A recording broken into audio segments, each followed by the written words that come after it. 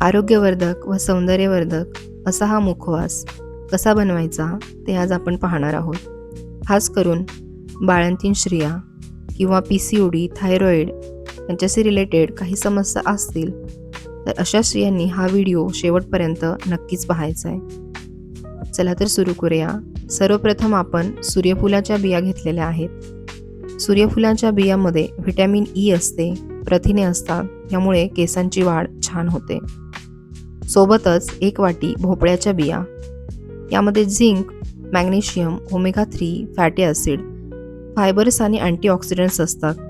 Hormonal इम्बॅलन्ससाठी या बिया खूपच फायदेशीर आहेत. यामुळे रोगप्रतिकारक क्षमता देखील वाढते.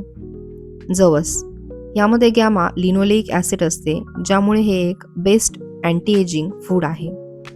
आता यासोबतच आपण 1 वाटी बडीशेप घेणार आहोत. बडीशेपमध्ये फायबर्स, व्हिटॅमिन सी व पोटॅशियम असते, जे हृदयाचे आरोग्य जपते व रक्तातील हिमोग्लोबिनचे प्रमाण वाढवण्यास मदत करते.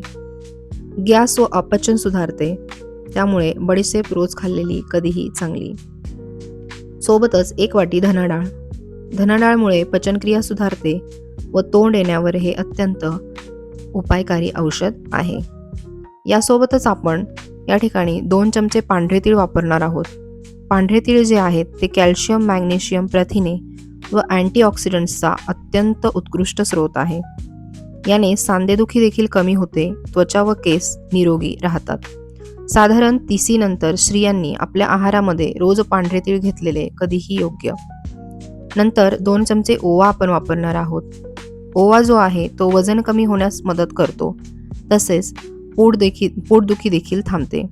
जर बाळंतीण स्त्रिया असतील तर त्यांनी ओव्याचं सेवन केलेलं कधीही चांगलं, ज्यामुळे बाळाच्या पोटात गॅस होत नाही. आता सर्व साहित्य आपण छान एकत्र करून घेतले की ते साधारण 7 ते 8 मिनिट मंद आचेवर गॅसवर भाजून घ्यायचे. भाजत असताना गॅसची फ्लेम कमी ठेवायची आहे.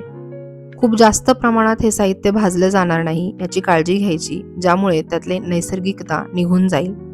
त्यातले काही जे पौष्टिक द्रव्य असतात ते खूप जास्त भाजल्यानंतर कमी होतात, त्यामुळे अगदी 7 ते 8 मिनिट थोडासा सुगंध येईपर्यंतच भाजून घ्यायचे.